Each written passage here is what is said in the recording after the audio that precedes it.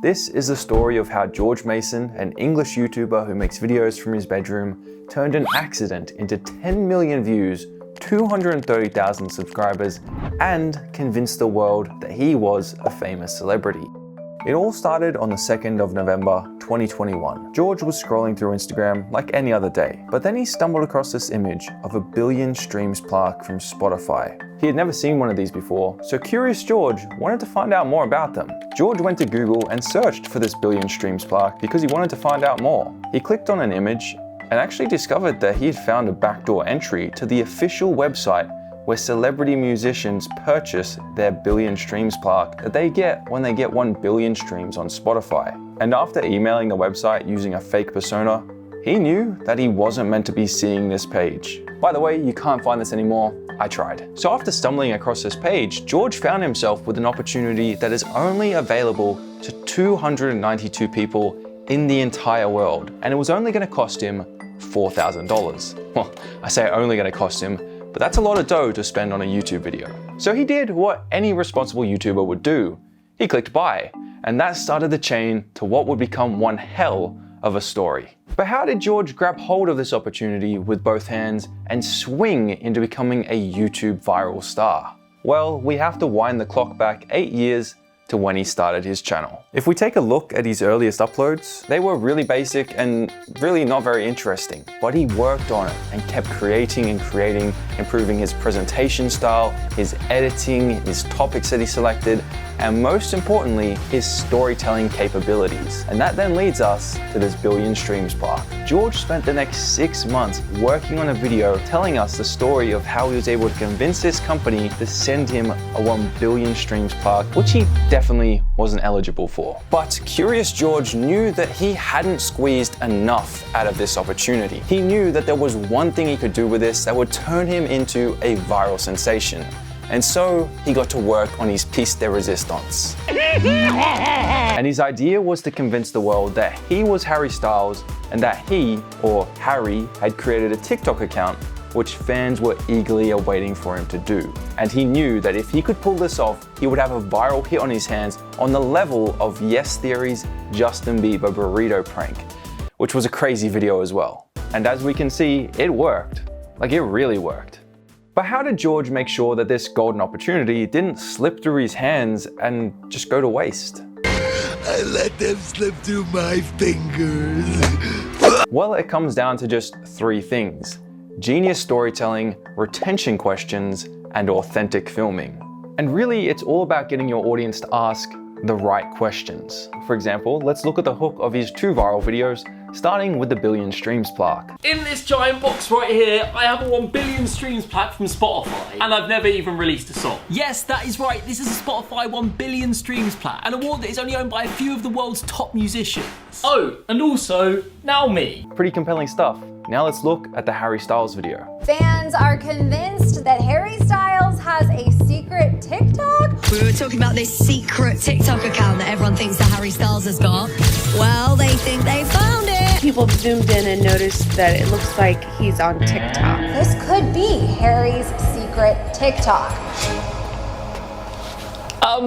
It's not. It's me. Did you notice that he did something pretty unconventional by storytelling standards? He actually started by showing us that he was successful in his endeavors. To put this into movie perspective, it would be kind of like showing the One Ring being destroyed in Mount Doom at the beginning of the Fellowship of the Ring. Kind of spoils the ending of the whole series. But it works exceptionally well as a viral video hook designed to attract a new audience.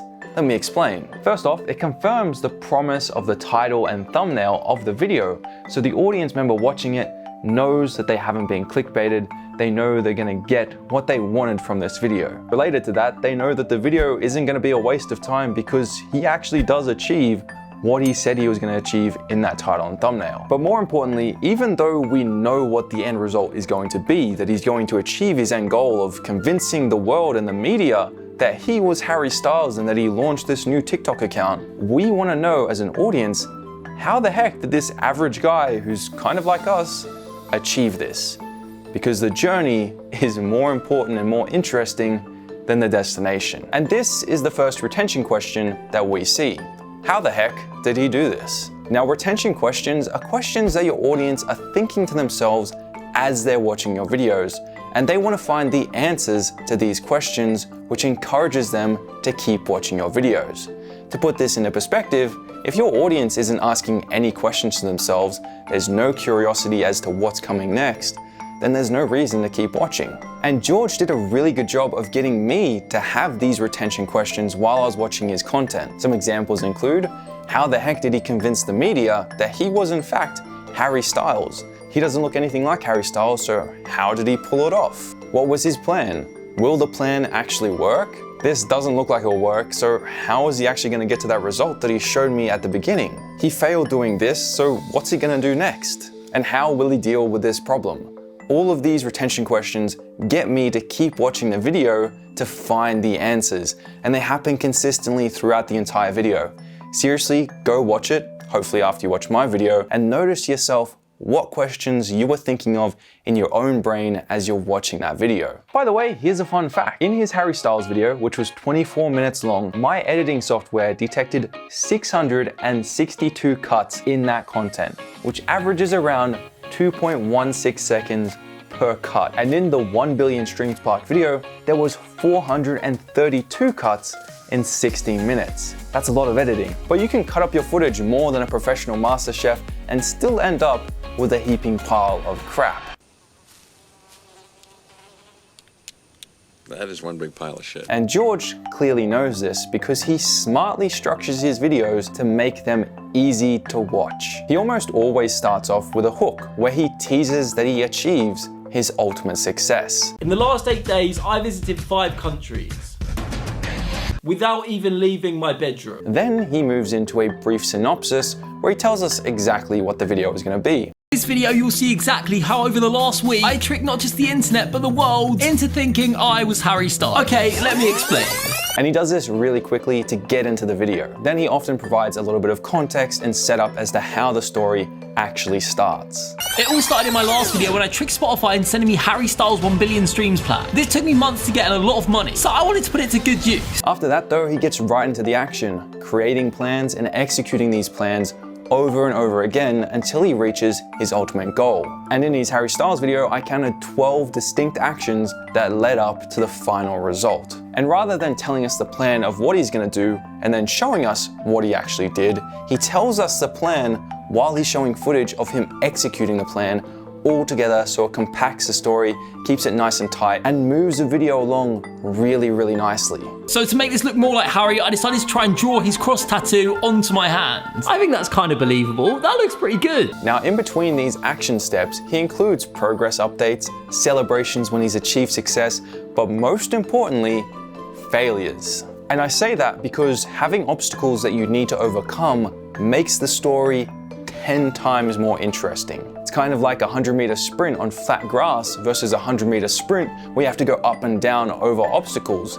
It's just way more interesting and more compelling to watch. And then he ends this video triumphantly with this massive success, this massive celebration where he shares it with his family and friends and gets their reaction, so it creates this really satisfying end to the story. And another thing that I noticed he did really well was accent all of these sections with really good music choices, which really helps flow the story along and tells us what part of the story we're in just by the music we're hearing. In this giant box right here, I have a 1 billion streams Plaque without ever releasing a song.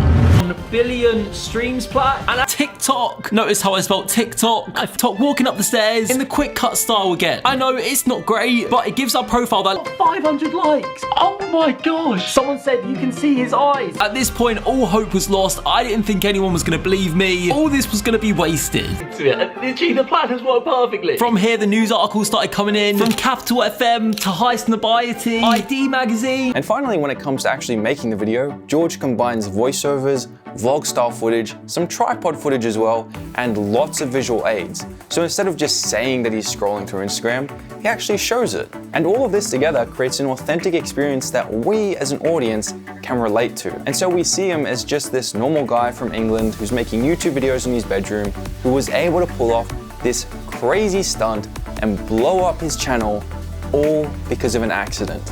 Now remember, you're only one accident away too. I realize how bad that sounds, but what I mean is you're only one video away, so get after it.